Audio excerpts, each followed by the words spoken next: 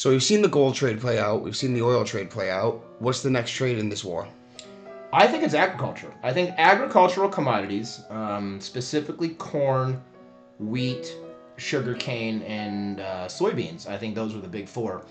I think that's going to be the next commodity to run. We've seen gold run, and you see this at the beginning of every commodity super cycle, and I believe we're in the tail end of one right now. You see gold run first, and then you see silver, and then you have copper, platinum, palladium, and then after the metals run, energy runs. Right now, we're in the process of watching energy, oil, gas, these things run, and I think what happens every single time after energy runs is agricultural commodities run, and then food prices follow, and then you have, this wave of super inflation that hits the rest of the market, that drives up your grocery bills, your gas bills are already high. It's gonna get pretty ugly out there. Now, what are you seeing in corn that the market's not pricing in here? So one thing I've noticed about corn is that it is supposed to, for the most part, at least throughout history, it follows the price of crude. I'm going to put the crude chart on here for comparison's sake. And I noticed something interesting this time around.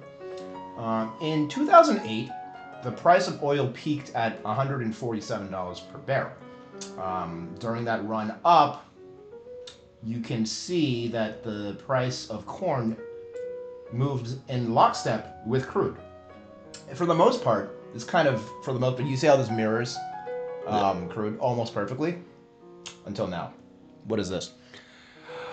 Like, this is a huge disparity between what it used to do, and it's not doing it now. And there are some explainable reasons. Mainly, we had a huge 2025 harvest for corn, and so we kind of have this supply glut that we're working our way through. But this is extreme, and this should revert back to the mean soon. So why hasn't corn started moving yet? What is the rest of the market not currently seeing? So that's a good question. And I think the big problem with this time around is that 2025 was a record harvest year. I think they closed the year with record-ending stocks. It was 11% higher than the previous year.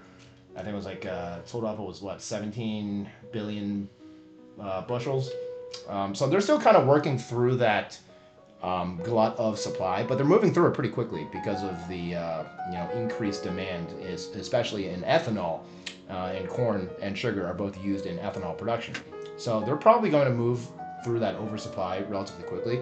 So while this trade is kind of a slow burn because we're not at an immediate corn shortage, we're probably going to have one by next year or even towards the end of this year because the market's always forward looking.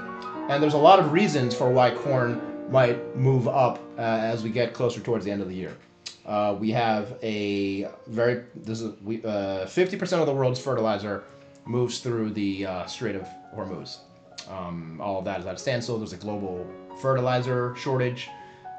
Because of that shortage, farmers are switching their output to soybeans rather than corn, which is it needs a lot of pesticide. It needs a lot of fertilizer. If farmers don't have that, they're just going to switch to other crops that don't require as much fertilizer and as much pesticide.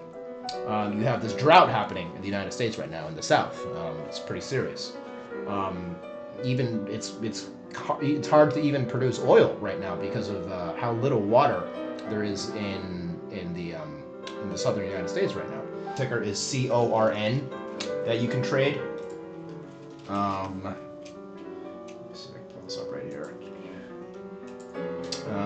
So I like corn a lot. I also like sugar.